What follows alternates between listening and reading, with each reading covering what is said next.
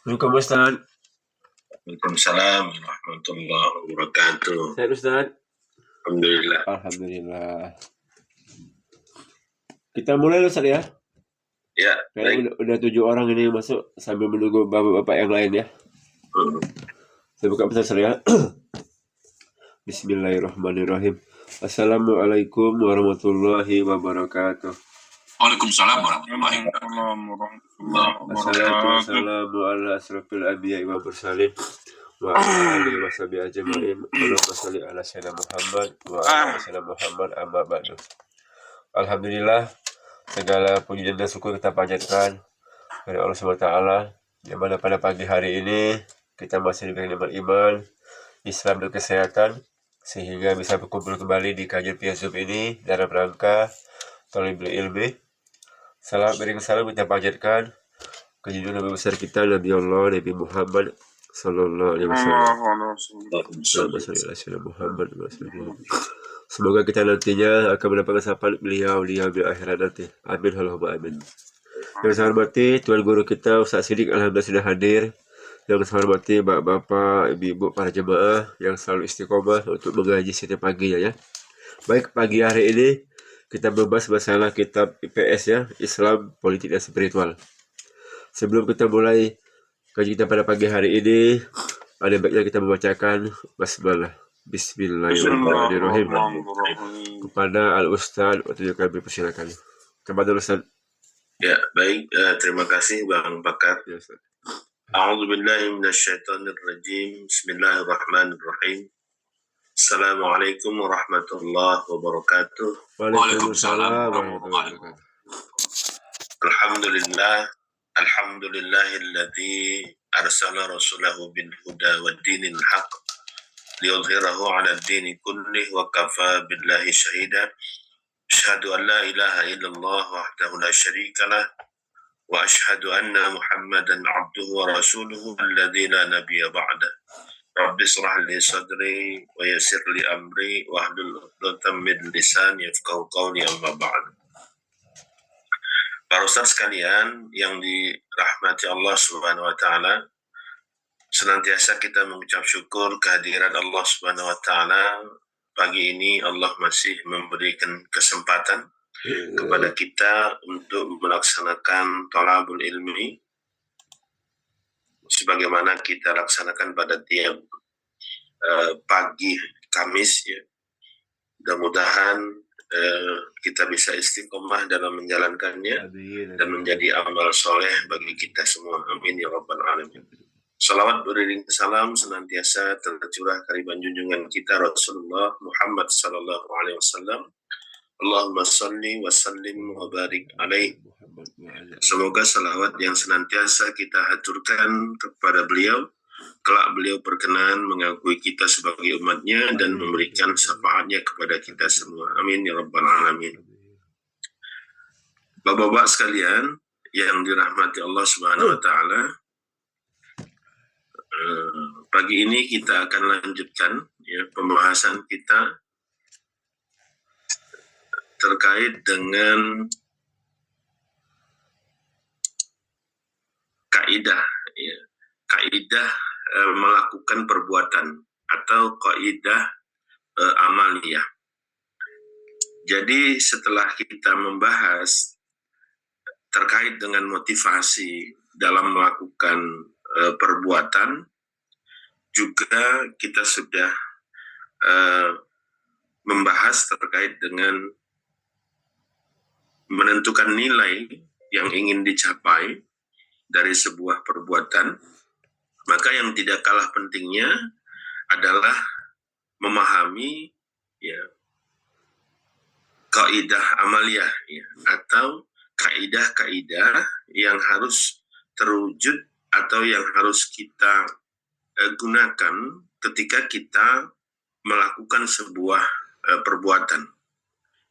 Nah, kaidah-kaidah ini adalah sebagai guide ya, sebagai petunjuk kepada kita ketika kita melakukan sebuah perbuatan, agar perbuatan itu sesuai dengan apa yang kita inginkan ya, atau sesuai dengan apa yang kita harapkan. Nah, kaidah-kaidah ini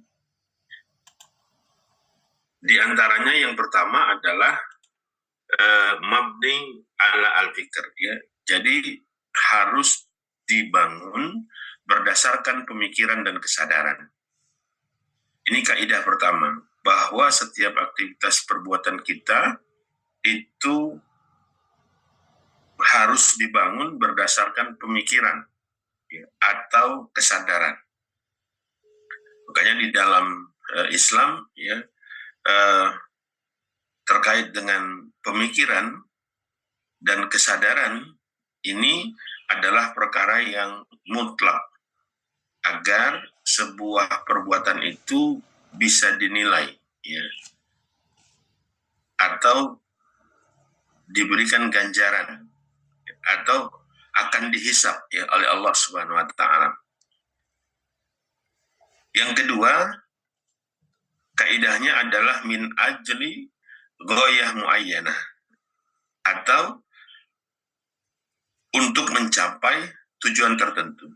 Jadi sebelum kita melakukan perbuatan itu, harus kita tetapkan dulu nilai apa yang ingin dicapai, atau tujuan apa yang ingin kita raih dari perbuatan itu. Dan tujuan ini atau qimah ini sudah Allah tetapkan, ya, bahwa dalam setiap aktivitas perbuatan kita Allah sudah menetapkan satu tujuan yang ingin dicapai, ya. Satu nilai yang ingin dicapai, apakah itu nilai materi atau nilai akhlak kemanusiaan atau nilai ruhiyah. Nah, kemudian yang ketiga adalah aktivitas perbuatan itu, ya, mabni alal iman, dibangun berdasarkan keimanan dan keyakinan. Jadi inilah 3 petunjuk, ya, yang bisa kita gunakan ketika kita melakukan sebuah aktivitas. Nah, kalau seandainya kaidah-kaidah ini bisa kita gunakan dalam setiap aktivitas yang kita laksanakan dalam kehidupan ini, nah insya Allah aktivitas yang kita lakukan itu akan mendapatkan hasil yang maksimal, ya, dan kemudian akan bernilai ibadah di sisi Allah Subhanahu wa Ta'ala. Para ustadz sekalian yang dimuliakan Allah, yang pertama, bagaimana membangun aktivitas yang kita lakukan itu berdasarkan pemikiran atau kesadaran. Artinya, aktivitas yang kita lakukan itu harus diawali dengan proses berpikir, ya, tertentu. Nah, tentu kita paham bahwa proses berpikir itu memiliki 4 komponen yang harus ada. Pertama, adanya fakta atau realitas. Yang kedua, adanya penginderaan. Yang ketiga, adanya informasi awal, ya, atau maklumat sabiqah, informasi sebelumnya. Dan yang keempat, harus ada otak yang sehat, ya, yang bisa pertama menyimpan informasi, dan yang kedua mengaitkan antara informasi yang ada di dalam otak kita dengan fakta, ya, dengan fakta yang kita jumpai. Nah, ini yang disebut sebagai paham, ya, ketika kita bisa mengaitkan antara fakta yang kita indera dengan informasi yang ada di dalam otak kita sebelumnya.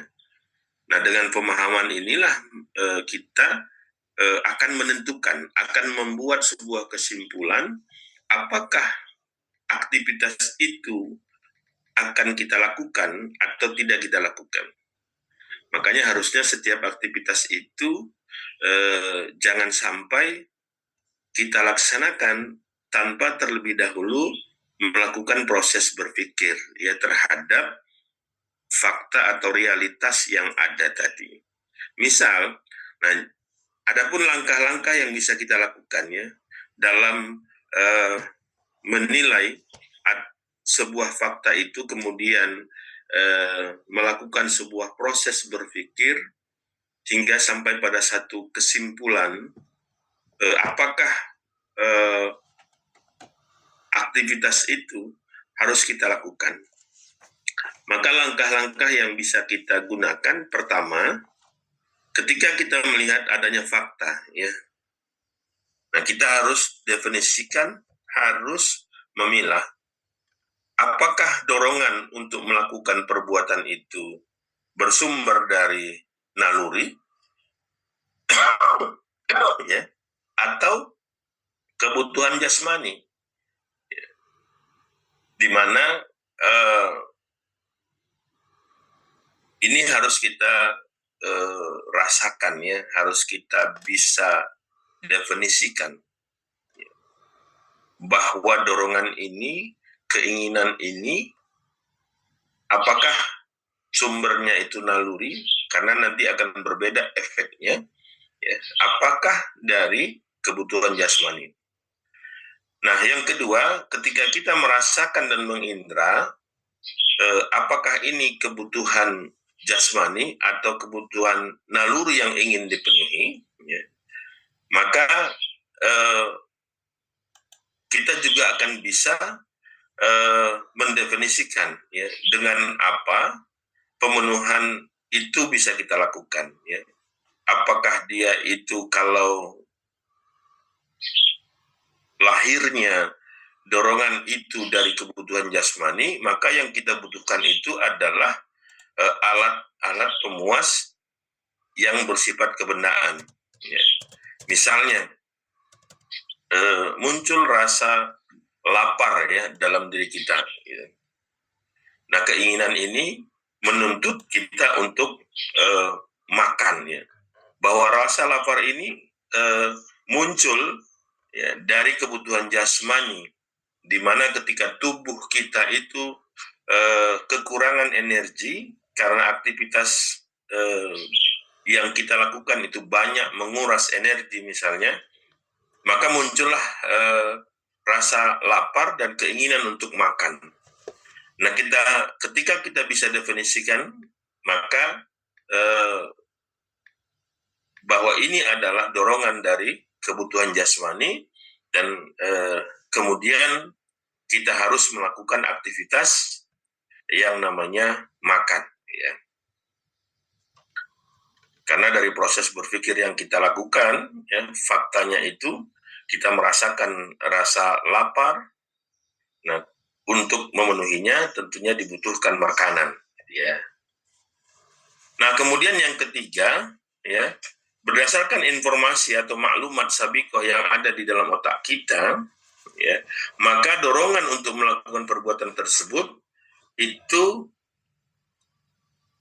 akan dipenuhi atau tidak.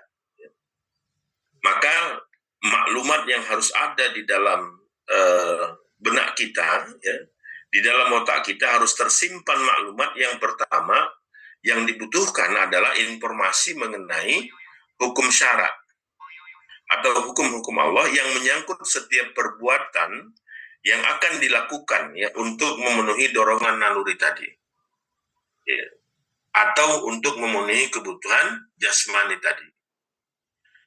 Baik itu hukumnya wajib, sunnah, haram, atau makruh, ya, atau mubah, ya, atau hukum yang berkaitan dengan benda, ya, seperti halal dan haram. Nah, kaitannya tadi dengan rasa lapar, maka itu kaitannya nanti dengan benda pemenuhannya.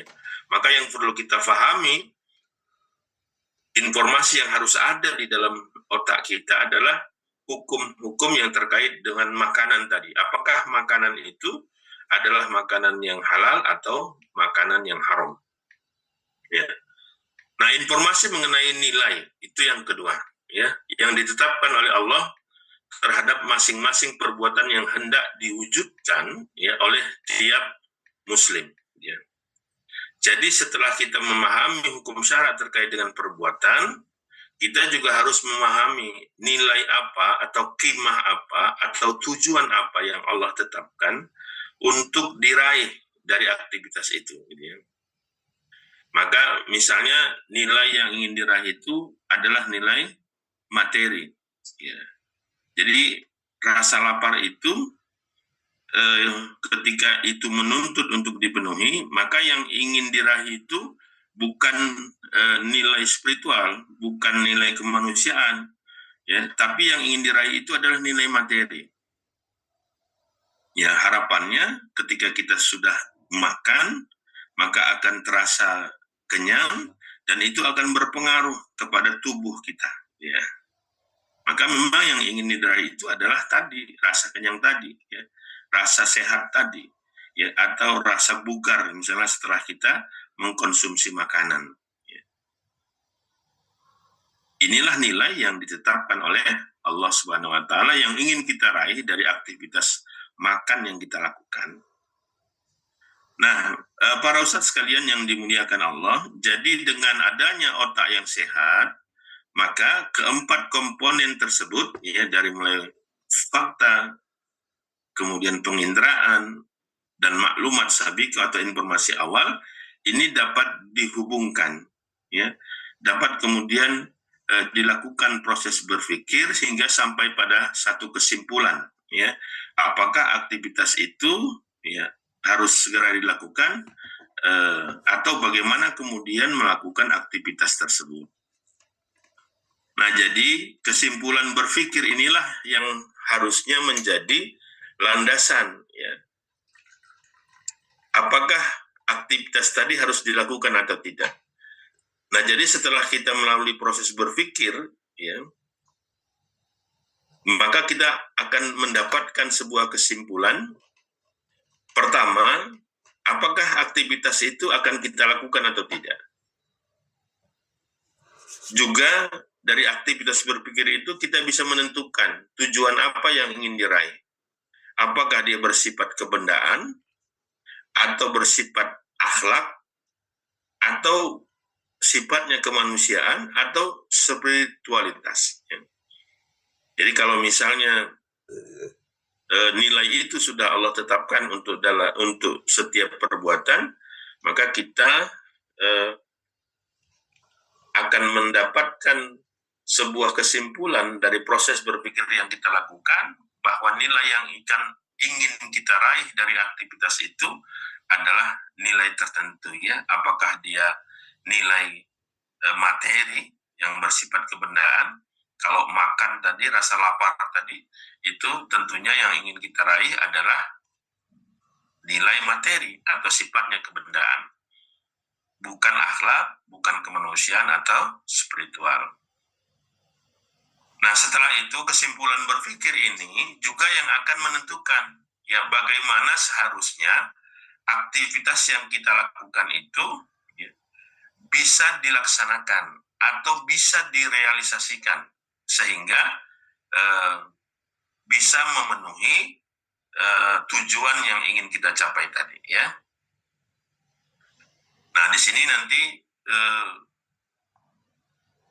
bisa menggunakan metode Islam, artinya ketika pemahaman yang ada di dalam benaknya itu adalah pemahaman Islam.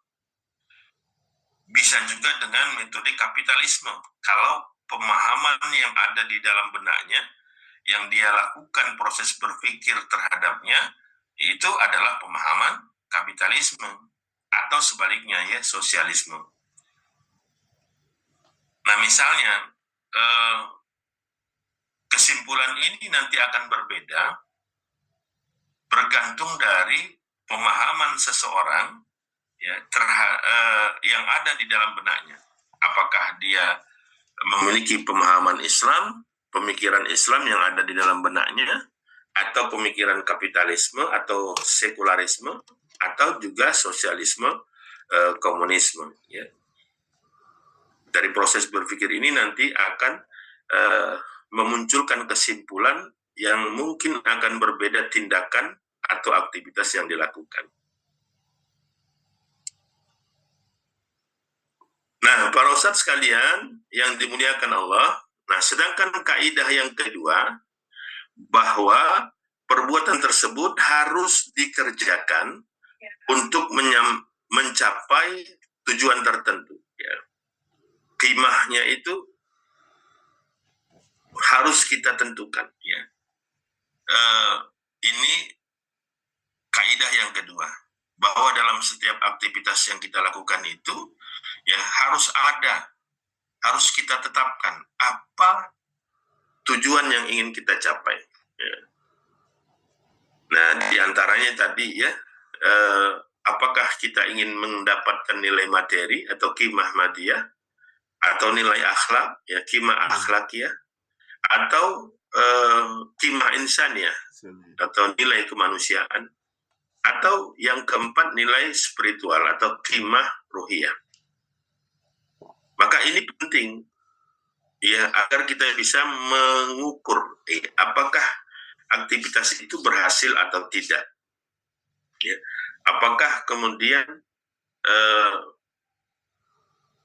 aktivitas itu memenuhi keinginan kita atau tidak, ya, sesuai dengan tujuan yang kita lakukan atau tidak. Lalu kenapa misalnya seseorang itu berbuat aja tanpa kemudian terlebih dahulu menentukan tujuan yang ingin dia capai? Apa sih bahayanya? Ya. Nah, jika seseorang itu melakukan aktivitas tanpa ada tujuan yang jelas, atau tanpa ada penetapan nilai yang ingin dicapai, ya secara jelas, ya, maka aktivitas orang tersebut tidak akan mungkin bisa menghasilkan aktivitas yang benar dan sempurna hingga berhasil memenuhi apakah itu dorongan jasmani, kebutuhan jasmaninya atau nalurinya.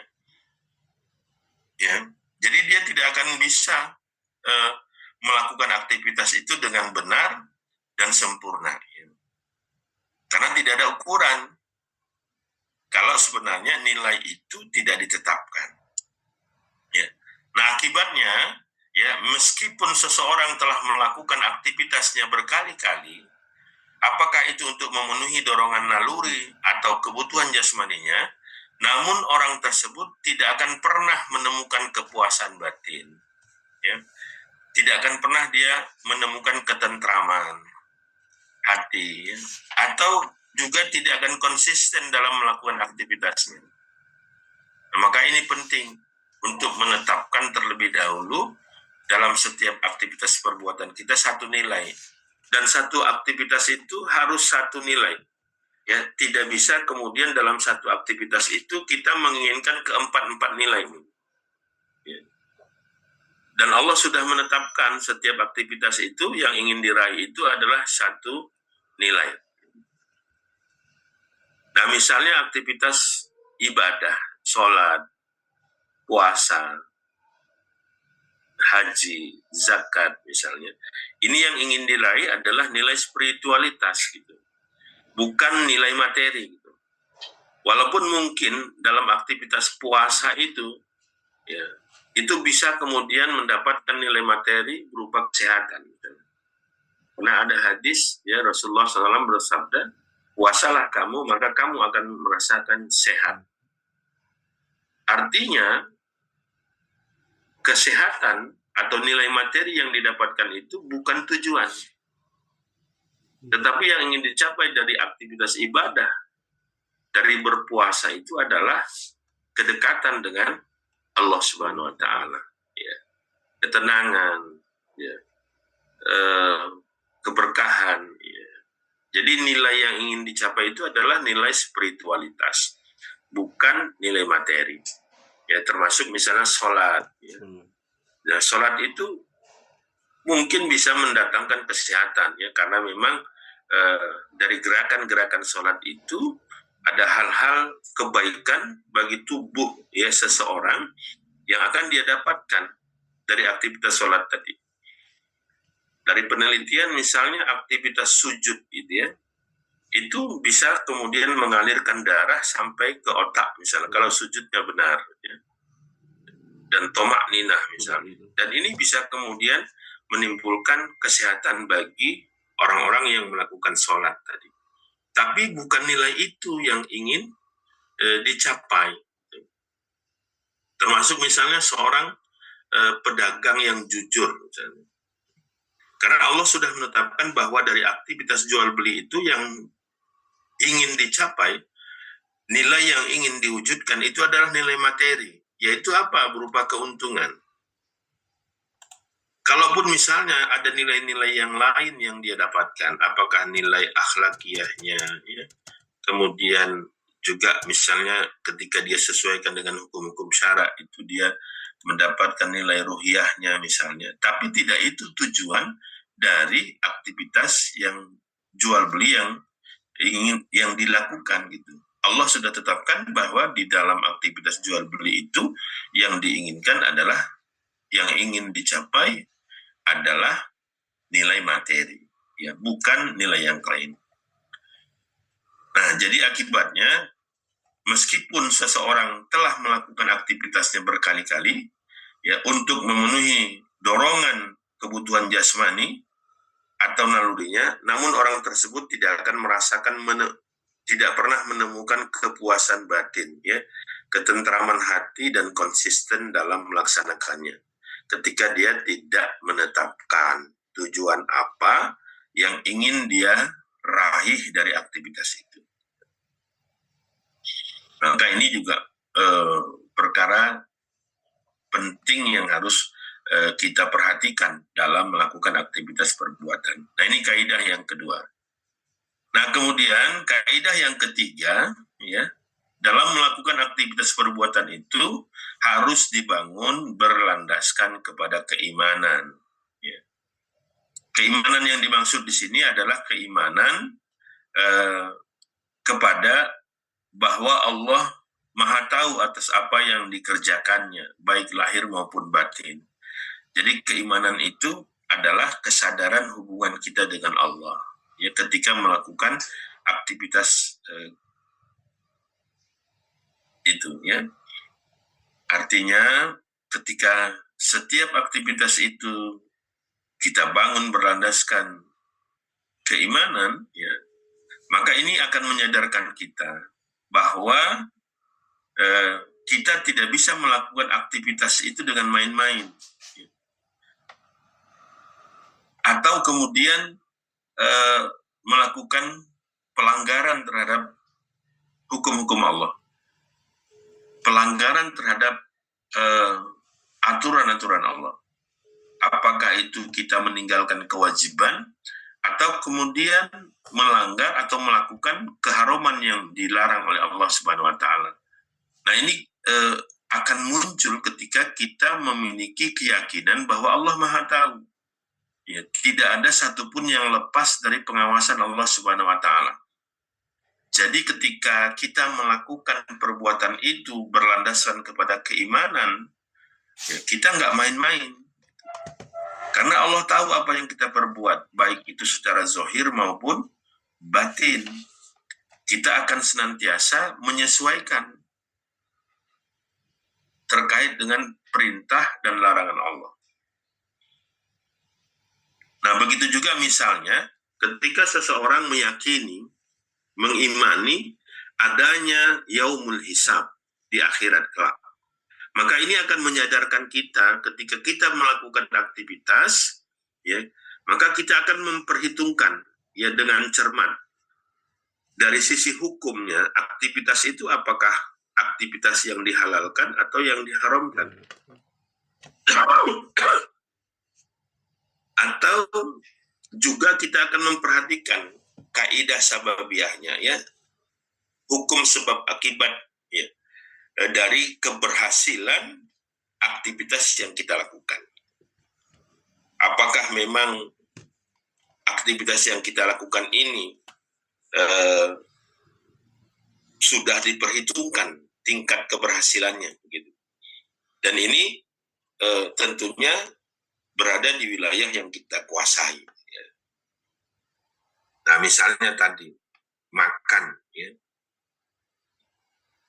Setelah kita menentukan makanan yang kita makan itu adalah makanan yang halal dan haram, ya, maka kita akan mulai melakukan proses makan tadi sesuai dengan aturan dan perintah Allah Subhanahu wa taala, ya. Nah, sehingga kebutuhan kita akan makanan tadi bisa terpenuhi dengan baik, ya.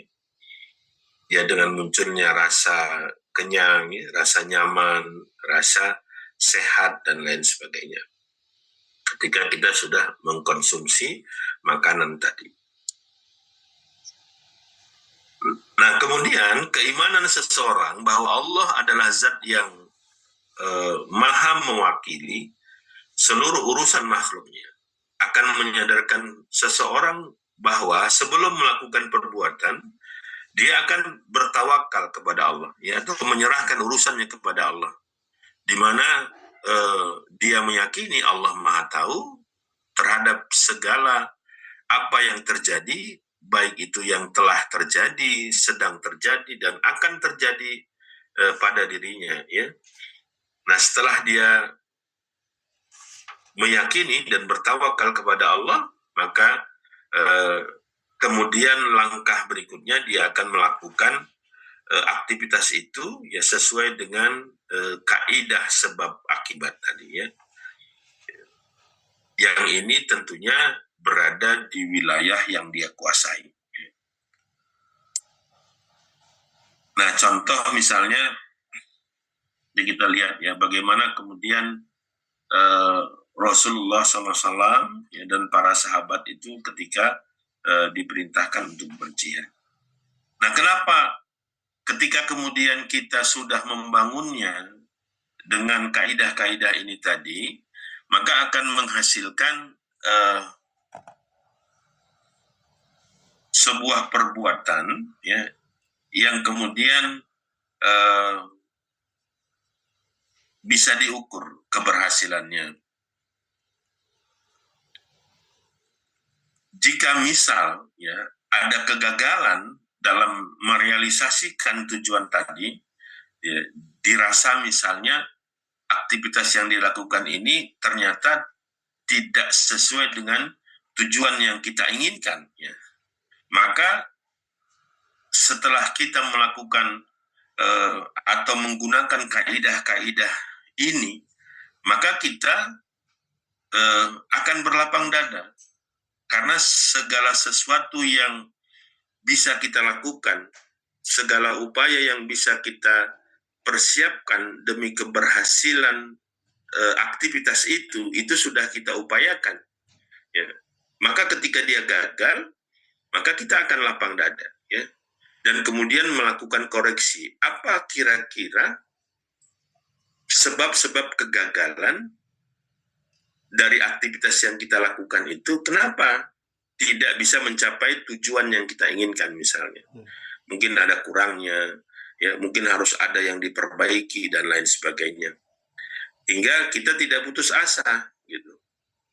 Tetap kemudian melakukan perbaikan sampai pada nanti satu saat aktivitas itu akan membuahkan hasil yang sempurna, ya, yang sesuai dengan kita, apa yang kita inginkan, gitu. Nah, jadi seorang muslim itu ketika dia melakukan sebuah perbuatan mengikuti kaidah-kaidah ini, ya, maka dia tidak akan pernah menyerah, ya, tidak akan pernah berputus asa, senantiasa melakukan perbaikan kalau dirasakan hasil yang diinginkan itu tidak sesuai dengan tujuan yang dia tetapkan. Nah, jadi para ustadz sekalian yang dimuliakan Allah, dengan landasan iman inilah, ya, maka setiap muslim yang melakukan perbuatan dalam rangka mencapai tujuan-tujuan atau nilai tertentu tidak akan mengalami tekanan batin, ya, atau stres, gitu, ya, atau mengalami depresi, gitu, merasa diri lemah, nggak ada guna dan lain sebagainya. Kalau misalnya 3 kaidah ini sudah kita gunakan dalam setiap aktivitas perbuatan kita, maka, ya, kita enjoy begitu. Ya, kalau berhasil, ya alhamdulillah kita bersyukur, berarti aktivitas yang kita lakukan itu, ya, sudah sesuai, ya, sudah mengikuti kaidah-kaidah yang sudah ditetapkan, sehingga akan mendatangkan ketenangan jiwa, ya, kemudian mendatangkan rasa syukur di sana, ya, karena memang apa yang kita inginkan itu berhasil misalnya. Atau kalau gagal, kita tidak jadi stres, ya. Malah kita optimis. Kira-kira sebab kegagalannya itu apa? Mungkin ada yang kurang, yang harus kita lakukan, yang menyebabkan itu gagal, ya.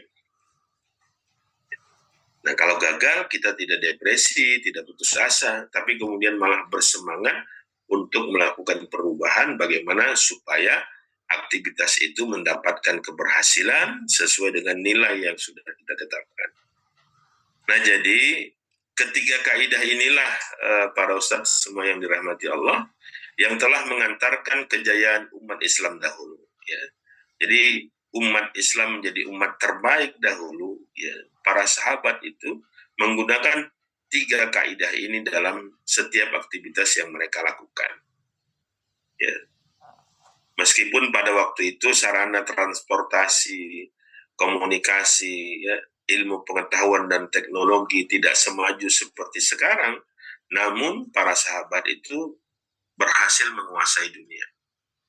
Bagaimana kemudian dalam sejarah tercatat, ya, umat Islam itu mampu menguasai 2/3 belahan dunia, mampu menyatukan semua negeri-negeri yang berbeda suku, berbeda bangsa, berbeda bahasa, ya, dengan keterbatasan ilmu pengetahuan dan teknologi yang ada pada waktu itu, ya, mampu menyatukan 2/3 belahan dunia. Bahkan misalnya umat Islam pada waktu itu mampu menyebarkan Islam keluar Jazirah Arab, ya, sampai ke negeri yang jauh misalnya, ya, sampai ke Nusantara misalnya. Padahal waktu itu sarana transportasi, ya, masih melalui laut, ya, masih belum semaju, secanggih seperti sekarang. Tapi mereka dengan kaidah-kaidah berpikir yang benar, ya, kaidah-kaidah dalam melakukan perbuatan itu secara benar, mereka mampu menguasai dunia. Nah, semua ini, ya, dapat dicapai oleh kaum muslim dahulu karena mereka memahami dengan benar bagaimana mereka melakukan aktivitasnya, ya, dengan mengikuti tiga kaidah ini. Nah, contohnya misalnya, ketika kaum muslimin diperintahkan Allah untuk berjihad, ya, ini Quran Surah Al-Baqarah ayat 216 misalnya. Nah, padahal faktanya jihad ini merupakan metode yang sudah Allah tetapkan. Jadi hukumnya wajib, ya, untuk menegakkan agamanya dengan tujuan untuk menghancurkan fitnah atau kekufuran di muka bumi. Quran Surah Al-Baqarah 192. Maka fakta ini, ya, mewajibkan setiap muslim untuk melaksanakannya, ya. Maka kaum muslim sadar bahwa perintah ini merupakan perintah yang berat dan tidak menyenangkan. Ya, hukumnya wajib harus dilaksanakan. Walaupun dalam pelaksanaannya itu, ya, penuh resiko, dalam pelaksanaannya itu berat dan tidak menyenangkan, ya. Karena memang aktivitas ini selain berat juga ada resiko kematian di situ, ya. Maka tidak secara manusiawi, ya, orang tidak akan menginginkannya, gitu. Nah, tetapi mereka juga sadar bahwa jika mereka tidak berperang, maka akan dihinakan oleh Allah Subhanahu wa Ta'ala. Walaupun berat, walaupun resikonya adalah kematian, tapi ini tetap dilaksanakan oleh seluruh kaum muslimin pada waktu itu, ya. Karena mereka memahami secara benar bahwa jihad ini harus dilakukan, gitu. Tidak bisa tidak, ya. Kalau tidak nanti Allah akan menghinakan, ya, umat Islam. Ini sebagaimana disebutkan Allah di dalam Al-Quran. Nah, Allah Subhanahu wa Ta'ala Maha tahu bahwa jihad memang tidak disukai, ya, dan berat. Nah, ini merupakan realitas yang lahir dari kharijatul baqa, ya, naluri mempertahankan diri setiap manusia, ya. Allah tahu itu, ya. bahwa ini bukan perkara yang ringan ya bagi manusia. Karena di tiap diri manusia itu ada khorizah, ada naluri mempertahankan diri. Nah, tetapi ya, jika perasaan yang muncul dari naluri mempertahankan diri tadi ya, diikuti ya, tanpa kemudian melakukan proses berpikir terlebih dahulu, maka kaum muslimin akan meninggalkan aktivitas jihad itu dan akan jatuhlah kepada kehinaan. Kalau kemudian mereka mengutamakan nalurinya tadi, ya perasaannya tadi tidak enak, berat, ya penuh dengan resiko. Kalau mereka tidak melakukan proses berpikir, maka inilah yang akan mereka perturutkan. Kalau ini yang mereka perturutkan, maka Allah pasti akan menjatuhkan kaum muslimin itu dalam kehinaan, ya, sehingga kekufuran itu tidak akan bisa dibersihkan.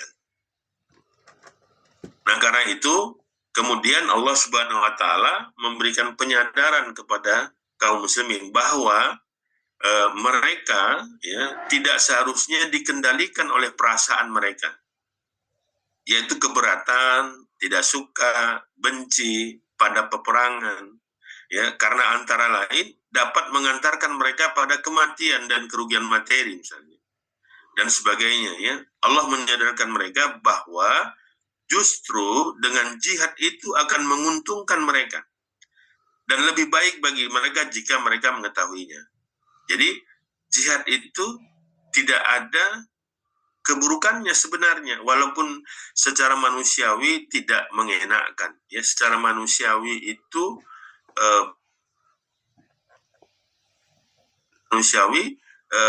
tidak sesuai dengan naluri mempertahankan dirinya karena akan ada risiko kematian di sana. Tapi Allah kemudian memberikan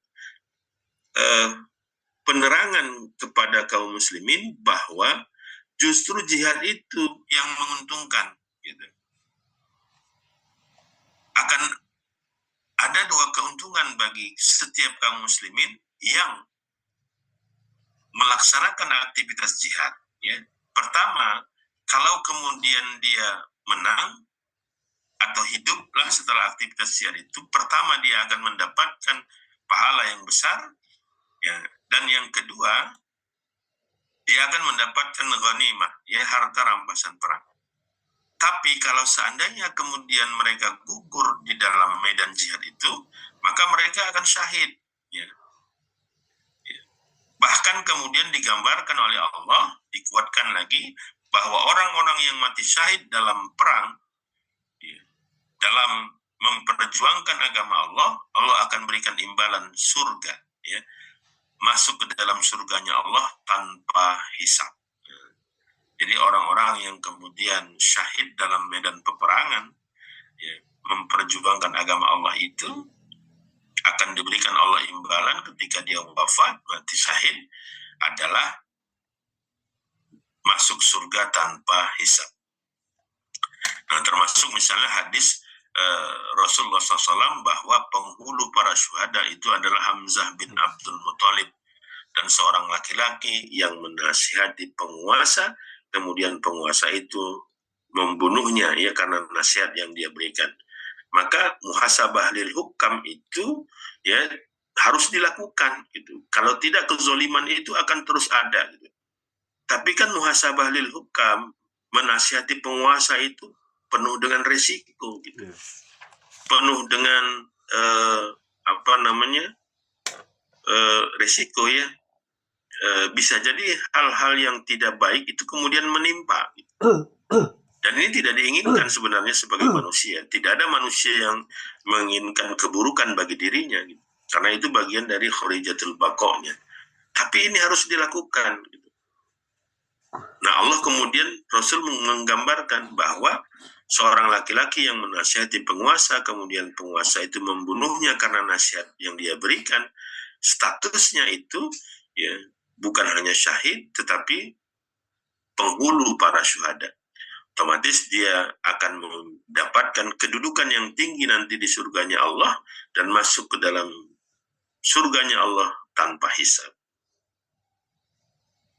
Nah, para sahabat sekalian yang dimuliakan Allah, ya, tetapi tidak hanya sekedar itu, beliau dan para sahabat sadar bahwa meskipun mereka mempunyai motivasi spiritual yang kuat, nah ini, dan tidak ada tujuan lain kecuali nilai spiritual yang ingin mereka raih, ya, dengan mendekatkan diri kepada Allah, ya. Kemudian semata-mata hanya melaksanakan perintah Allah, ya, juga didorong dengan rasa cinta kepada Rasul, ya, mereka siap mengorbankan segala yang mereka miliki. Nah, pada saat yang sama juga mereka harus menang. Ini kaitannya dengan perang Badar. Sadar mereka bahwa ini perintah Allah, iya. Ya kan? Nilai yang ingin diraih adalah nilai ruhiyah. Mereka korbankan semua termasuk nyawa. Ya. Nah, setelah itu kemudian mereka atur strategi. Karena memang jumlah mereka itu sedikit, maka Rasul dan para sahabat itu menggunakan strategi terbaik, ya, supaya bisa memenangkan peperangan. Supaya bisa memenangkan peperangan, maka strategi perang yang harus dilakukan adalah yang terbaik. Ya. Maka Rasul kemudian bermusyawarah dengan para sahabat yang ahli strategi. Ya. Maka mereka mengambil tempat yang lebih dekat dengan sumur Badar pada waktu itu atas saran seorang sahabat. Nah, tapi tidak cukup hanya itu, ya. Rasulullah SAW itu senantiasa berdoa, gitu. Ya, selain kemudian kaidah sababiyahnya, ya, aktivitas-aktivitas yang menyampaikan pada keberhasilan itu dilakukan, ya. Tapi beliau tidak lupa, ya, berdoa kepada Allah. Beliau kemudian senantiasa berdoa, ya Allah, tunaikanlah apa yang Engkau janjikan kepada kami. Ya Allah, kini kami benar-benar menagih sumpah dan janjimu.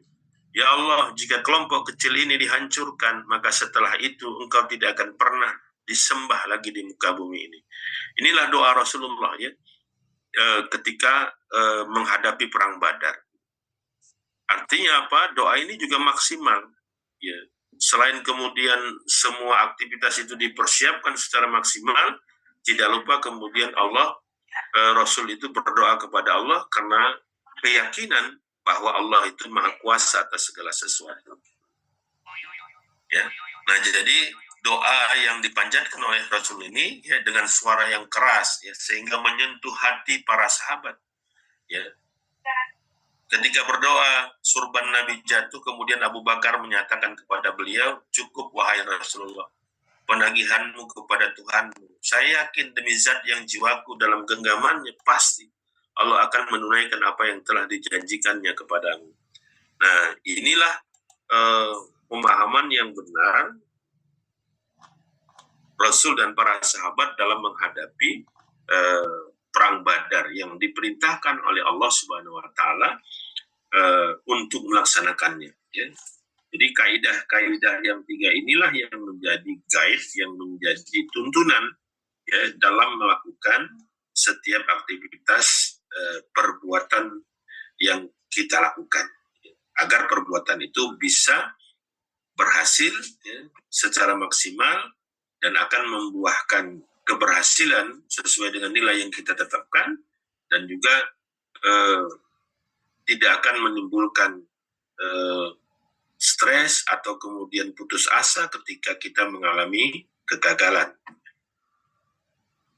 Insya Allah, ya, kalau misalnya tiga kaidah ini, ya, bisa kita gunakan dalam menentukan setiap aktivitas perbuatan kita, maka aktivitas kita itu, ya, akan menjadi aktivitas yang mulia, baik itu di hadapan manusia atau di hadapan Allah Subhanahu wa Ta'ala, dan juga akan bisa berhasil, ya, secara sempurna, ya, sesuai dengan nilai yang sudah kita tetapkan. Dan inilah, ya, kemudian doa beliau ini sekaligus menguatkan keimanan kaum muslimin pada waktu itu akan pertolongan Allah Subhanahu wa Ta'ala. Namun bagaimana cara agar dapat memperoleh kemenangan itu, ya, sedangkan jumlah mereka sedikit, maka pada saat itulah hukum sebab akibat ya dilakukan oleh Nabi dan para sahabat. Ya, Nabi mengajak para sahabat bermusyawarah untuk menentukan strategi perang terbaik, ya, menghadapi orang-orang Quraisy sehingga memang benar-benar memperoleh kemenangan. Nah, inilah para ustadz sekalian yang dimuliakan Allah, ya, kaidah yang digunakan oleh para sahabat dahulu, ya, dalam aktivitas-aktivitasnya sehingga mereka bisa menjadi umat terbaik, bisa menguasai dunia dengan mengikuti apa yang diperintahkan ya oleh Allah Subhanahu wa taala untuk dilaksanakan, ya. Termasuk memang aktivitas-aktivitas yang itu punya resiko besar, ya, seperti aktivitas jihad misalnya, tapi itu tidak menghalangi mereka untuk melaksanakannya karena memang mereka menggunakan kaidah yang benar tadi dalam setiap aktivitas yang mereka laksanakan. Baik, mungkin ini yang bisa saya sampaikan. Ya, mudah-mudahan ini kaidah-kaidah ini bisa menjadi tuntunan bagi kita dalam kehidupan untuk beraktivitas, ya. Jadi setiap aktivitas itu kalau mau mendapatkan hasil terbaik, maka kita bisa gunakan 3 kaidah ini, ya, sebagai panduan. Mungkin itu. Wallahu a'lam bishawab. Saya kembalikan ke Bang Pakar. Assalamualaikum warahmatullahi wabarakatuh. Waalaikumsalam warahmatullahi wabarakatuh. Syukran Ustadz. Baik ya, Bapak-bapak, para jemaah semuanya. Mungkin satu pertanyaan lah ya, satu pertanyaan sebelum kita tutup ya. Ya, kita buka diskusi tanya jawab ya. Yang mau bertanya kami persilakan. Tapi hanya satu aja ya, karena udah mau jam 7 ya. Terbatas. Saya Pak Junedi. Iya. Satu pertanyaan. Iya, kalau bahasa Inggrisnya one question. One question. Ya, Cepat sekali, Ustadz di pengusahaan itu. Iya Pak Pagar, kalau bisa saya coba dulu ini. Boleh. Alhamdulillah Ustadz, ya kita dapat motivasi dalam untuk melaksanakan aktivitas ini dengan 3 kaidah tadi. Namun yang terpikir gini Ustadz, kita itu adalah umat yang terbaik diciptakan oleh Allah SWT. Itu umat terbaik. Walaupun ada dulu anekdot bahwa kayak Bani Israel itu diciptakan mempunyai kelebihan dari manusia lain. Itu kan dulu ya.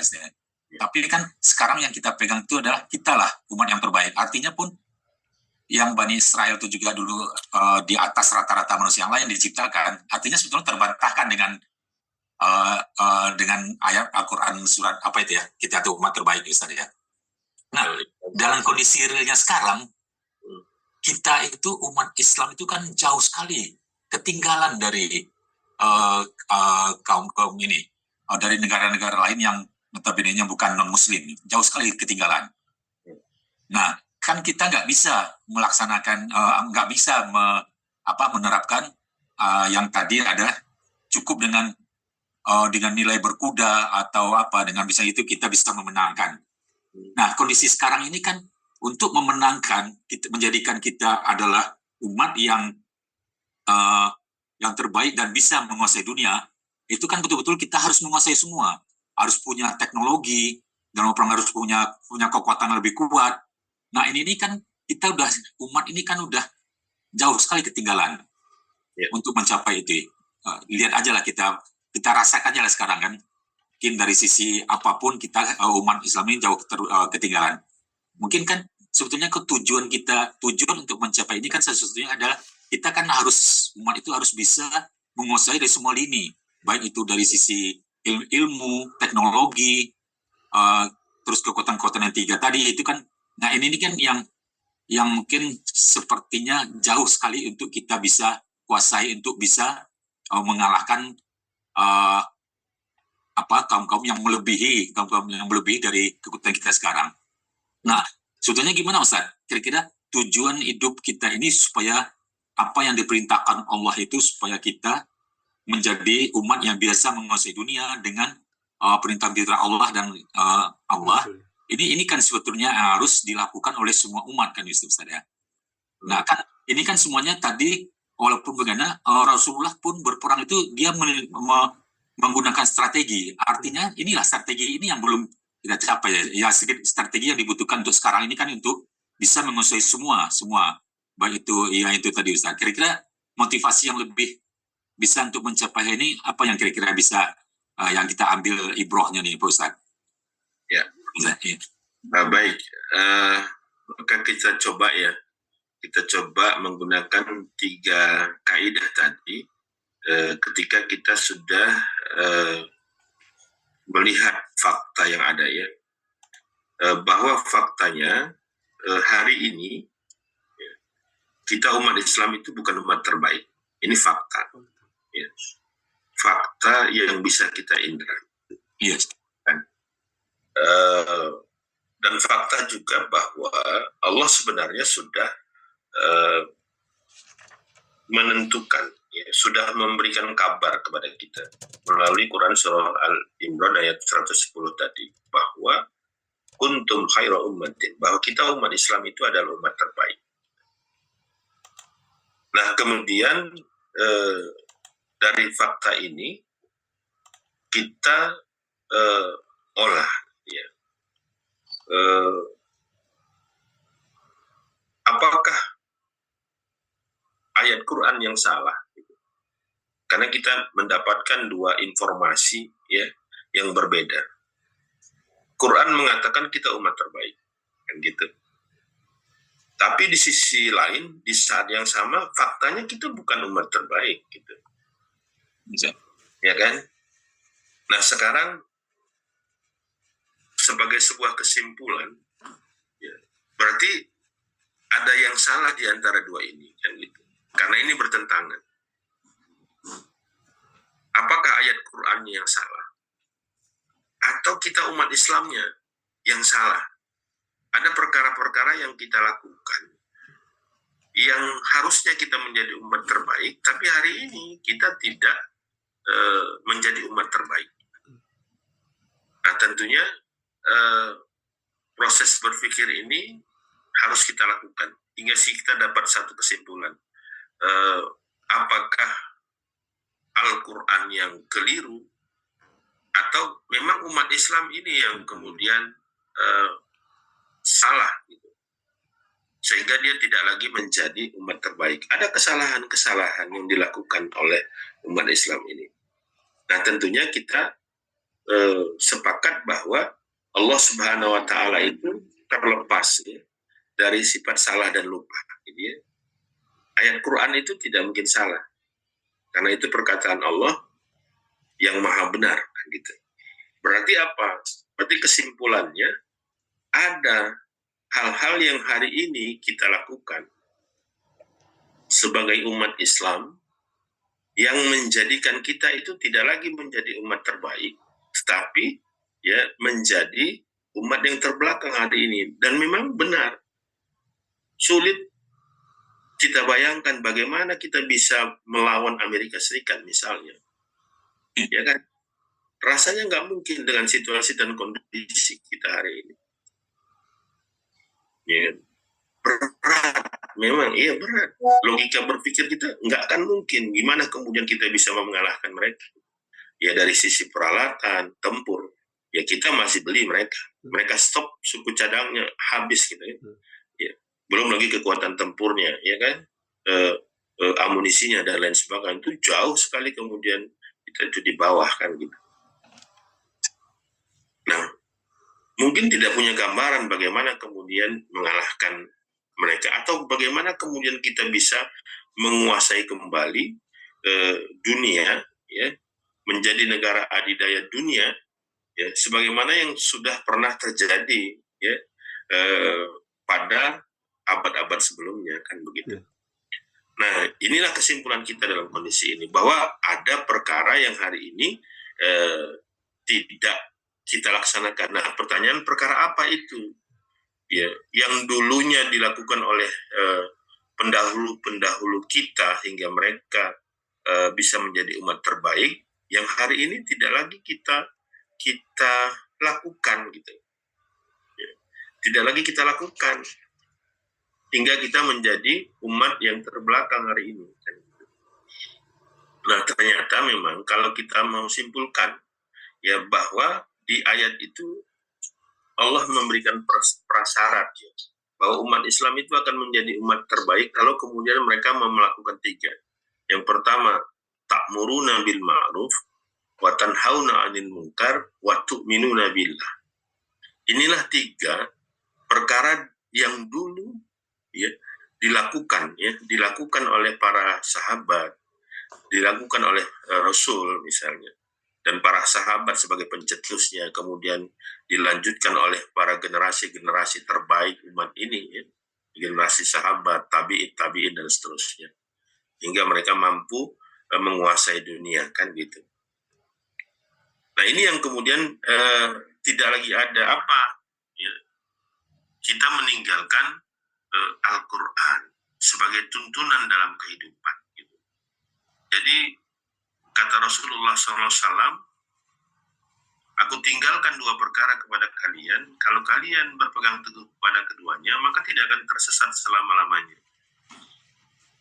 Artinya selama kemudian kita memegang Islam ini dengan kuat, ya, disitulah akan muncul kekuatan. Gitu. Nah sekarang kan pertanyaannya begini, kita sudah dapat faktanya bahwa kita yang salah. Nah pertanyaan berikutnya, apa yang harus kita upayakan supaya kita bisa lagi menguasai dunia? Ya seperti masa-masa yang silam pada masa-masa generasi terbaik umat ini, kan gitu.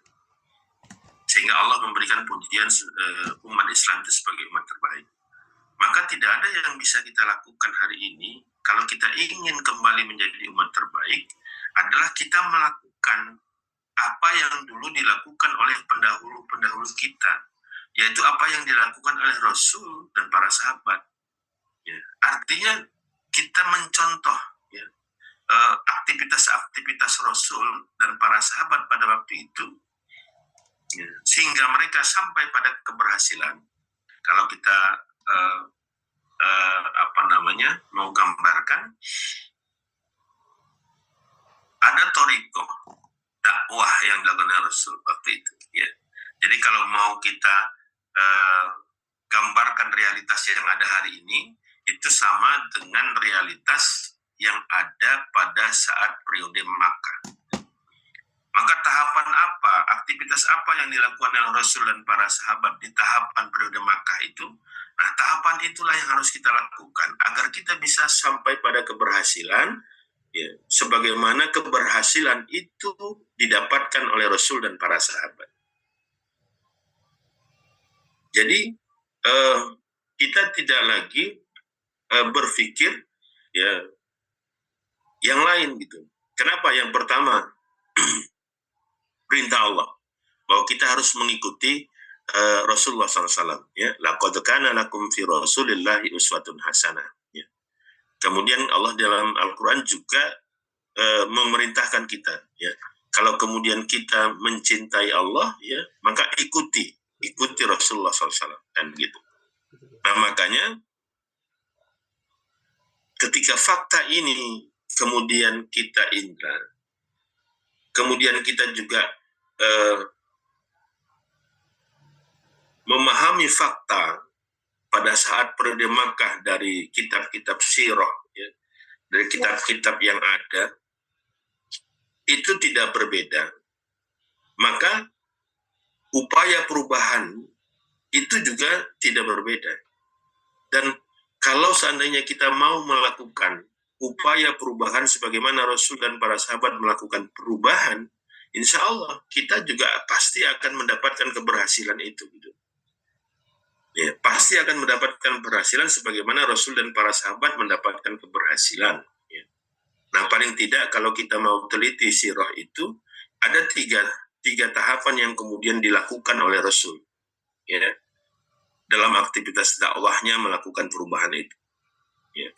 Yang pertama, tahapannya pembinaan, taskib wa ta'wid, pembinaan. Yang kedua, tahapannya adalah interaksi dengan umat. Ya, ini melakukan aktivitas memahamkan umat ya dengan Islam. Karena hari ini umat itu ya secara keseluruhan belum kemudian memiliki kesadaran ya untuk diatur dengan Islam. Walaupun kita sadar bahwa mayoritas penduduk negeri ini adalah umat Islam, tapi kesadaran untuk diatur dengan aturan Islam ya, saja ini belum muncul. Artinya keinginan bahwa kita sebagai seorang Muslim harus diatur dengan hanya aturan Allah dan Rasul, ya, kesadaran ini belum muncul. Ya. Maka ini harus dimunculkan. Supaya apa? Supaya ada energi, ya, supaya ada dorongan dari umat ini, ya, agar mereka menuntut untuk diatur dengan aturan Islam. Ya. Untuk itu butuh kesadaran, butuh penyadaran yang harus kita lakukan. Ya, terus dan terus ya, kita harus melakukan penyadaran sampai kapan? Sampai masyarakat itu sadar bahwa mereka harus diatur dengan aturan Allah dan Rasul. Tidak ada aturan lain yang boleh mengatur mereka kecuali aturan Allah dan Rasul. Nah, insya Allah dengan kesadaran ini, ya, ini akan memunculkan energi perubahan nanti. Ya, jadi sistem yang rusak hari ini itu akan diganti ya dengan aturan-aturan yang bersumber dari Allah dan Rasul yang maha baik dan pasti kemudian berhasil. Artinya apa? Nanti akan menimbulkan energi yang akan melakukan perubahan sistem. Ya, secara keseluruhan tadi. Nah, upaya perbaikan itu nanti akan mulai terlihat, gitu, Pak. Ketika kemudian perubahan sistem itu sudah terjadi. Nah, ini yang dialami oleh Rasul dan para sahabat. Memang pada saat periode Mekah itu berat, perjuangannya berat, lambat, ya kan? Karena banyak tantangan, hambatan, rintangan yang dihadapi dari rezim Quraisy pada waktu itu. Tapi begitu kemudian berhasil upaya itu, ya, ketika Rasulullah dan para sahabat hijrah ke Madinah, menyambut kesiapan masyarakat Madinah pada waktu itu untuk diterapkan ya Islam, baik itu masyarakatnya secara umum, kemudian juga didukung oleh para pemegang kekuatan, ya, itu kepala suku, atau kita katakanlah sekarang ahlul quwahnya, ya, pemegang kekuasaannya. Kemudian berdirilah daulah Islam itu di Madinah. Dari situlah kemudian mulai perubahan ke arah perbaikan itu kelihatan. Ya. Sedikit demi sedikit kemudian dakwah itu berjalan. Maka kata Allah di dalam Al-Quran, ya, ketika dakwah itu dilakukan oleh sebuah institusi yang memiliki kekuatan atau institusi negara, ya, kita akan melihat bagaimana orang itu akan berbondong-bondong masuk ke dalam Islam. Nah, sedikit demi sedikit kemudian mulai nyata perubahan itu, gitu. Ya, mulai nyata perubahan itu. Ya. Sampai kemudian Rasul wafat, Jazirah Arab itu bisa kemudian dinaungi oleh Islam, kemudian dilanjutkan oleh para Khulafaur Rasyidin, seterusnya, ya, tetap kemudian Islam, sistem Islam itu yang kemudian menaungi. Nah, jadi memang tidak ada cara lain, gitu, yang bisa kita lakukan, gitu. Kalau kita ingin kembali sebagaimana generasi awal menjadi umat terbaik itu, gitu. Kecuali dengan tegaknya Islam tadi.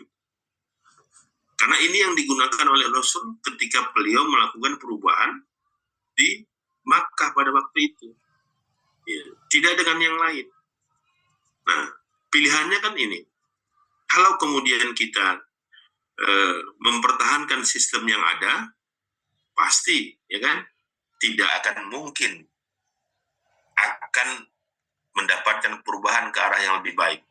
Malah mungkin lebih buruk kondisi umat Islam ke depan kalau kita mempertahankan sistem yang ada sekarang. Ya kan? Karena faktanya begitu. Iya. Ya kan? Yang kedua, pilihan tinggal dua. Apakah Islam sebagai penggantinya atau kemudian komunisme, sosialis komunis sebagai pengganti. Tidak ada pilihan. Kalau sosialis komunis nggak mungkin bisa jadi pengganti. Kenapa? Karena dia sudah runtuh. Ya, 80 tahun umurnya sudah runtuh. Nah, jadi tidak ada pilihan kita yang lain kecuali Islam. Islam ini harus wujud dalam sebuah sistem aturan. Gitu. Ya, inilah yang menandakan keimanan seseorang. Gitu. Karena ini yang perintah Allah. Ya ayyuhalladzina amanu dukhulu fi silmi kafah. Hai orang-orang yang beriman, ya, masuklah kalian ke dalam Islam secara kafah. Gitu. Artinya apa? Al-Quran itu harus terwujud dalam kehidupan kita secara menyeluruh. Gitu. Semua aturannya itu harus kita laksanakan. Ya. Tidak bisa ada yang kita laksanakan dan sebagian kita tinggalkan. Tidak bisa. Gitu. Justru ini yang kemudian menyengsarakan kita umat Islam hari ini. Kan? Sebagian yang kita tinggalkan, sebagian kita laksanakan. Allah sudah kasih warning, peringatan. Quran surah Al-Baqarah 85. Afatu'minuna bi ba'dil kitab wa takfuruna bi ba'd. Kata Allah, apakah kalian beriman kepada sebagian isi Al-Quran itu, isi kitab, kemudian ingkar kepada sebagian yang lain? Kalau ini yang kalian lakukan, kata Allah, Allah akan berikan dua. Penghidupan sempit di dunia, dan di akhirat akan dikembalikan kepada azab yang pedih. Nah, pantaslah hari ini ketika kita melaksanakan sebagian Al-Quran tadi, meninggalkan sebagian, kita dalam kondisi yang sempit umat Islam itu. Nah, jadi pilihan kita nggak ada yang lain sebenarnya. Ya, tinggal Islam gitu. Ya. Nah, pertanyaannya kan bagaimana kemudian Islam ini bisa tegak menjadi sebuah sistem kan gitu. Tuntunan kita tidak ada yang lain kecuali Rasulullah SAW. Jadi hari ini yang bisa kita lakukan adalah mengikuti ya metode dakwah Rasul ketika beliau di Mekah. Apa yang beliau lakukan? Dia dakwah, tidak dengan kekerasan. Ya, tetapi murni dakwah menyadarkan umat akan pentingnya mereka diatur dengan Islam. Nah, kemudian apalagi kifahus siasi, ya, perjuangan politik. Kita harus juga melakukan perang pemikiran. Gitu. Jadi pemikiran-pemikiran di luar Islam itu kan sekarang banyak berseliweran. Ya. Dan ini banyak yang diadopsi oleh masyarakat, oleh umat, ya, sehingga mereka terjauhkan dari Islam. Nah, ini yang harus kita juga lawan, gitu. Ya, perang pemikiran itu harus kita lakukan. Gitu. Tujuannya apa? Menyadarkan umat. Ya. Kemudian kita membongkar ya, persekongkolan. Siapa sebenarnya yang peduli kepada umat ini? Gitu. Ya.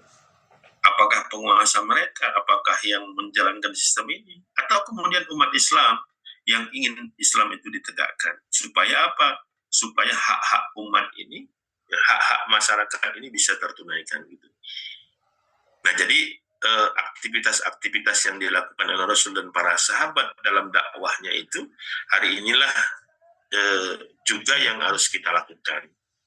Selain memang mentauladani beliau adalah perintah Allah, ya, dan kita yakin kita juga akan mendapatkan keberhasilan sebagaimana Rasul dan para sahabat mendapatkan keberhasilan pada waktu itu. Ya mungkin itu ya, Ustaz. Wallahu a'lam bishawab. Ya. Alhamdulillah. Ya, menarik Ustaz. Ya. Alhamdulillah. Ya. Memang kalau sedikit Ustaz, memang ya, yang kita butuhkan sekarang itu adalah merubah sistem yang sudah diterapkan kepada Betul sistem yang sekali. diinginkan. ya. Terus dan umat ini harus punya strategi untuk bisa merebut, kan yang menarik sekarang ini harus rebut kekuasaan sebetulnya Ustaz ya. Harus kekuasaan untuk kalau udah berkuasa baru bisa melaksanakan merubah sistem yang ada. Nah, mungkin salah satu sekarang kondisi yang ada kan yang mungkin tadi contohnya Rasulullah pindah ke Madinah itu, Rasulullah akan membentuk kekuatan mengajak kaum-kaum yang kuat-kuat berperang itu ikut membantu Rasulullah. Akhirnya itu yang bikin menang kan makin besar.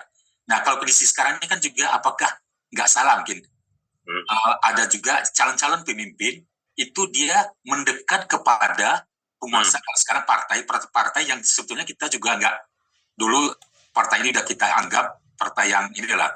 Sekarang kan supaya bisa merebut kekuasaan ini strateginya mau nggak mau ya harus bergabung dengan partai yang bisa memenangkan gitu misalnya. Ini kan salah satu strategi juga. Ya. Yang penting kan akidahnya tetap nanti jalan setelah berkuasa, kan nanti bisa kuasa nanti kebijaksanaannya bisa dilaksanakan. Nah, Ya. kayak ini sepertinya sudah mencontoh juga apa yang dilakukan oleh Rasulullah, walaupun itu dia akan ini dulu melakukan manuver-manuver yang di luar ini dulu, di luar pemikiran kita bisa. Nah, kira-kira mungkin contoh ini yang mungkin sedang ada yang terjadi sekarang. Kira-kira mungkin tinggal kita menyikapinya gimana itu Ustaz ya, gitu. Ya. Nah, jadi sebagaimana tadi kita bahas ya, selain kemudian kita memahami tujuan ya yang ingin kita capai, kemudian langkah-langkah apa yang harus kemudian kita lakukan ya, maka kita juga sudah memahami tuntunan syariah terkait dengan aktivitas dakwah itu tadi ya. Maka kita juga harus melakukan kaidah sababiyahnya gitu ya. Artinya aktivitas nyata seperti apa yang kemudian harus kita lakukan supaya sampai pada keberhasilan kan gitu. Artinya ini adalah wilayah yang kita kuasai misalnya kan. Ya. Nah, contoh misalnya nggak salah kemudian kita coba gitu ya. Coba kemudian kita menilai gitu. Sekarang itu ada dua metode perjuangan lah kita lakukan realitasnya. Satu melalui parlemen ya. Yang kedua adalah di luar parlemen kan gitu ya. Artinya fakta yang ada kita dapati bahwa perubahan itu bisa dilakukan dengan dua metode gitu ya. Pertama adalah parlementer, intraparlemen yang masuk ke dalam partai, masuk ke dalam sistem demokrasi yang ada, kemudian melakukan perubahan di situ.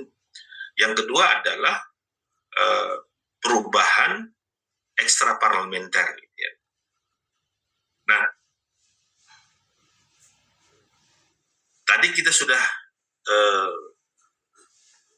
menganalisis ya, bahwa dari sisi fakta, kemudian dari sisi hukum perintah Allah ya, itu dari sisi syarak Al-Quran dan As-Sunnah, maka yang harus kita lakukan adalah perubahan sistem kan gitu.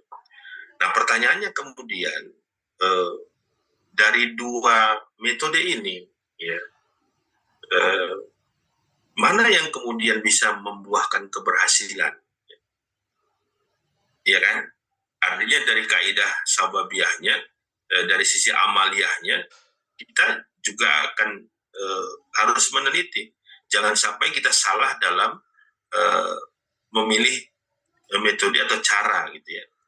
Sehingga kita tidak akan pernah sampai pada keberhasilan.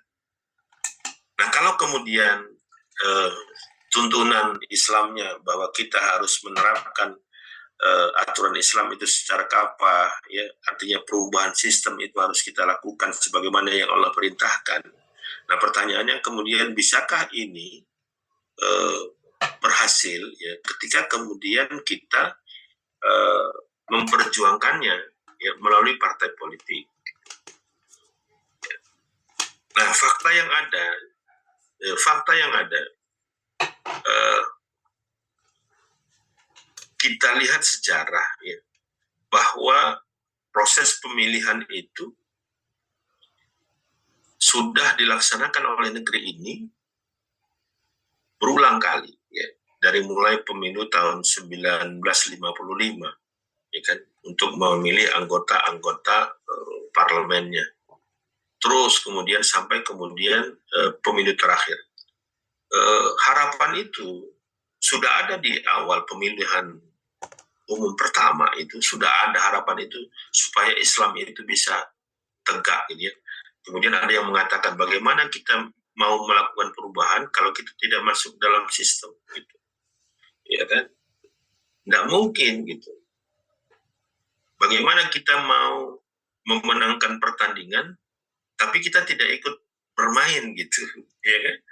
Bagaimana kita mengharapkan itu? Nah, tetapi sebenarnya kalau kita lihat fakta juga, ya, sampai hari ini orang-orang yang menyatakan siap memperjuangkan Islam dari parlemen itu belum berhasil gitu. Tidak ada keberhasilan gitu. Malah kemudian perubahan itu bisa dihasilkan dari ekstra parlementer walaupun kemudian didukung oleh parlemen. Misal gerakan 65 ya, perubahan dari orde lama ke orde baru. Nah, pertanyaannya, faktanya kita melihat itu perubahan tidak dari intraparlemen, di dalam parlemen, tapi apa? Dari luar parlemen. Ya, dukungan masyarakat secara keseluruhan ingin melakukan perubahan. Ya. Kita kenal dengan Tritura kan, 3 tuntutan rakyat. Itu yang kemudian melakukan perubahan secara sistem. Berubahlah kemudian orde lama kepada orde baru. Tapi ternyata ya perubahan itu sayangnya ya tidak kemudian berubah secara sistem. Nah, kemudian 98 itu juga perubahan fenomenal, perubahan dari orde baru kepada orde reformasi, dan ternyata tidak juga dilakukan dari dalam sistem gitu, tapi dari luar sistem gitu. Nah, sebenarnya kalau kita mau lebih jeli ya, bahwa kalau ingin melakukan perubahan sistem tidak bisa dari dalam sistem. Kenapa? Karena tersandera oleh sistem yang ada gitu. Sistem ini pasti punya barrier ya, pasti punya benteng gitu. Ya. Artinya apa? Regulasi yang dibuat oleh sistem ini pasti akan mempertahankan sistem yang ada. Pasti akan mempertahankan sistem yang ada. Semua partai politik itu akan tersandera aturan bahwa tidak boleh merubah aturan. Ya. Atau tidak boleh merubah sistem yang ada. Ya. Jadi siapa saja yang kemudian sudah berkomitmen ikut dalam konsentrasi partai politik, dia harus setuju dengan aturan ini bahwa tidak boleh melakukan perubahan sistem yang ada.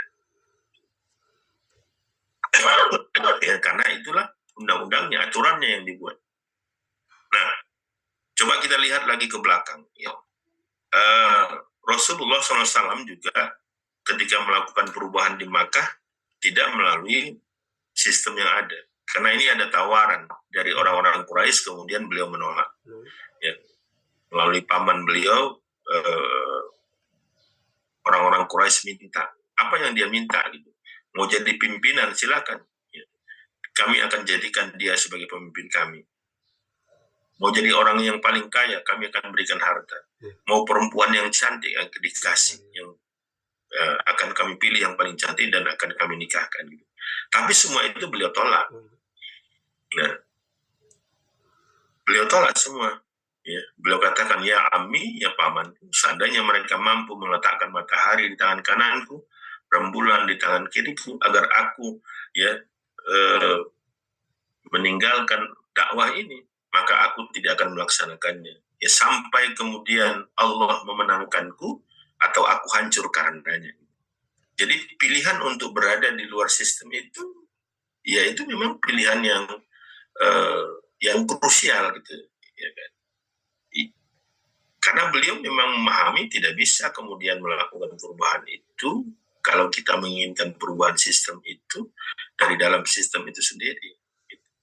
Sama kayak katanya kalau ingin merubuhkan rumah, memang kita nggak boleh ada di dalam rumah itu. Ya.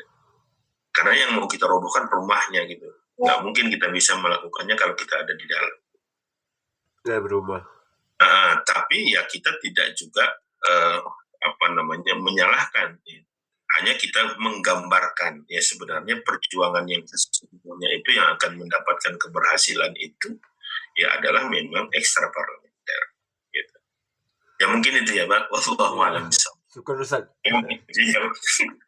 Begitu Ya, ya Pak Junaidi ya. Syukur ya. Ya Pak. Luar biasa apa ilmu hari ini kita sudah tercerahkan bahwasanya ya begitu tadi kita harus menegakkan syariat Islam secara kafah itu dia. Silakan Ustaz, ditutup Ustaz. Insya Allah kita sambung lagi di depan ya Pak Junaidi ya. Ya maaf Ustaz. Ya enggak apa-apa. Apa kok aman. Memang butuh apa ya? Kita kan secara alamiah ya, secara manusiawi pasti kita ingin perubahan yang lebih baik. Betul, gitu. betul. Yes. Pasti semua orang itu, terlepas siapapun dia, apapun latar belakangnya, secara manusiawi kita pasti ingin kondisi yang lebih baik. Nah pertanyaannya kan, dengan apa, bagaimana kita bisa mendapatkan kondisi yang lebih baik itu? Nah ini yang perlu kita diskusikan dan kita samakan seperti itu. Nah, gitu. Ya, Strategi harus jalan, strategi. Nah, iya memang harus begitu. oke, syukur Jadi buktinya kita punya kepedulian ya terhadap nasib kita umat Islam kan gitu. Ya terlepaslah metode mungkin belum sepakat ya, tapi ya itu bincang-bincang diskusi ini harus terus kita lakukan sampai kita punya sudut pandang yang sama, kesepakatan yang sama, langkah yang sama ya dalam mencapai tujuan tadi. Amin. Baik, Allahu Akbar.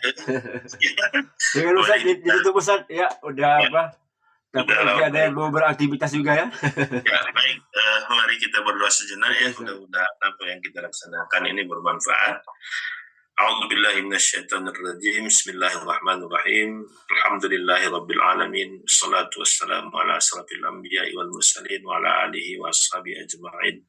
Amin. Allahumma ighfir lana dhunubana wa liwalidayna warhamhuma kama rabbayana shaghira wa li jami'il muslimin wal muslimat. المؤمنين والمؤمنات الأحياء منهم والأموات برحمتك يا أرحم الراحمين. آمين يا الله. اللهم إنا نسألك سلامة في ديننا وعافية في جسدنا. آمين يا الله. علمنا وبركة في رزقنا.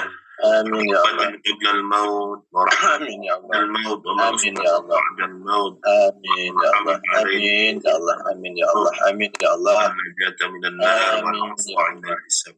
Amin ya Rahman ya Rahim. Amin ya Allah. Kami laksanakan. Amin ya Allah. Amin ya Allah. Amal soleh bagi kami. Tunjukkan ya Allah kepada kami bahwa yang benar itu adanya dan beri kami kekuatan untuk. Amin ya Allah. Dan tunjukkan kepada kami bahwa yang salah itu adalah salah adanya. Amin ya Allah. Dan berikan kami kekuatan untuk meninggalkannya. Amin ya Allah ya Rahman ya Rahim. Amin kami ya Allah, Engkau yang membolak-balikkan hati. Amin ya Allah. Amin ya Allah. Di jalan agama ya Allah. Amin ya Allah. Ya Rahman ya Rahim. Amin ya Allah. Diberikan rezeki yang banyak. Amin ya Allah. Amin. Berikan jalan keluar ya Allah bagi setiap masalah yang kami hadapi. Amin ya Allah. Anugerahkan kepada kami ya Allah anak-anak istri yang amin ya Allah. Amin ya Allah. Jadikan keluarga kami ya Allah keluarga yang sakinah mawaddah warahmah. Amin ya Allah. Amin. Zalamna anfusana wa illam taghfir lana wa tarhamna ya Allah. Amin ya Allah. Rabbana atina fid dunya hasanah wa fil akhirati hasanah wa qina adzabannar. Sallallahu wa sallam ala sayyidina Muhammadin nabiyil ummi wa ala alihi wa sahbihi ajma'in. Subhana rabbika rabbil izzati amin. Wassalamun ala al-mursalin. Alhamdulillahi rabbil alamin. Allahu a'lam bissawab. Assalamualaikum warahmatullahi wabarakatuh. Waalaikumsalam warahmatullahi wabarakatuh.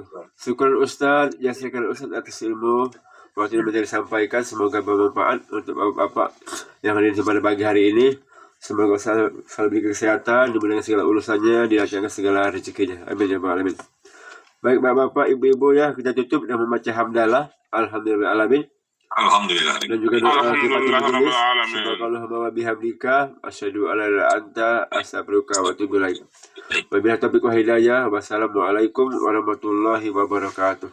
Waalaikumsalam warahmatullahi wabarakatuh. Syukur Ustaz. Makasih Ustaz. Ya sama-sama. Boleh nanya satu Ustaz? Oh iya apa itu? Tentang doa Rasul tadi Ustaz, tentang berperang di Badar itu. Ya. Kan Rasul sampai bilang di situ, jika tidak memenangkan, maka tidak ada lagi menyembahmu di muka bumi ini nantinya gitu Ustaz. Itu artinya sebagai hamba menetapkan seperti itu Ustaz.